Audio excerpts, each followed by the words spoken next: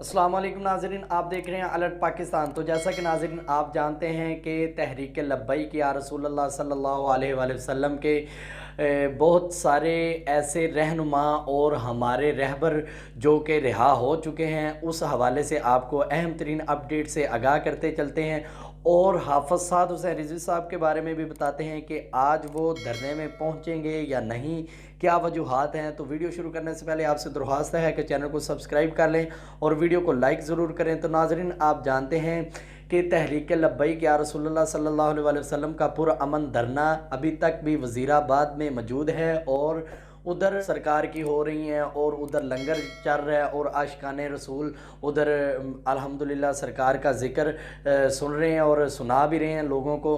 तो नाज़रीन आज जो कि आप जानते हैं मजलिस शूरा के बहुत अहम तरीन हमारे जो रहबर हैं यानी अल्लामा फ़रूकुल हसन साहब और ग़ुलाम गौस बगदादी साहब और दूसरे रहनुमा हमारे वो भी रिहा हो चुके हैं और वो इस वक्त वज़ीराबाद में धरने में पहुंच चुके हैं। तो अहम तरीन अपडेट ये है कि हमारे कायदीन जो थे अभी तक जेल में थे वो तमाम के तमाम रिहा हो चुके हैं।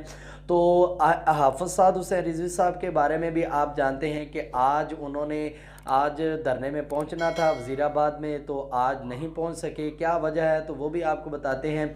हाफ़िज़ साद हुसैन रिज़वी साहब के साथ हुकूमत ने ये कहा था कि आप हेलीकॉप्टर के ज़रिए वज़ीराबाद में पहुँचें, तो इस वजह से वो हाफ़िज़ साद हुसैन रिज़वी साहब को हेलीकॉप्टर में लेके आएंगे।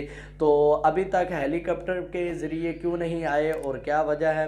तो नाज़रीन आप जानते हैं हुकूमत अभी तक भी परेशान है कि जब कायदे मोहतरम बाहर आएंगे तो काफ़ी सड़कों पे रश होगा और ट्रैफिक जाम हो जाएगी। अल्हम्दुलिल्लाह एक आशिक़ रसूल का इस्तकबाल तो हम करेंगे इंशाअल्लाह और वो भी पूरे जोश के साथ करेंगे, क्योंकि अब तक जो हमारे अंदर जज्बा है वो हमारे बाबा जी हज़रत अल्लामा मौलाना ख़ादिम हुसैन रिज़वी साहब की वजह से था और अब उनके खून की वजह से है।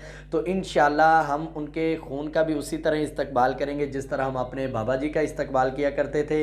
तो अभी तक हाफ़िज़ साद हुसैन रिज़वी साहब धरने में नहीं पहुँचे, तो ये है कि इंशाअल्लाह उम्मीद है कि कल हाफ़िज़ साद हुसैन रिज़वी साहब धरने में पहुँच जाएंगे। और एक ख़बर ये भी गर्दिश कर रही है कि हाफ़िज़ साद हुसैन रिज़वी साहब को डायरेक्ट मरकज़ में लेके आया जा सके।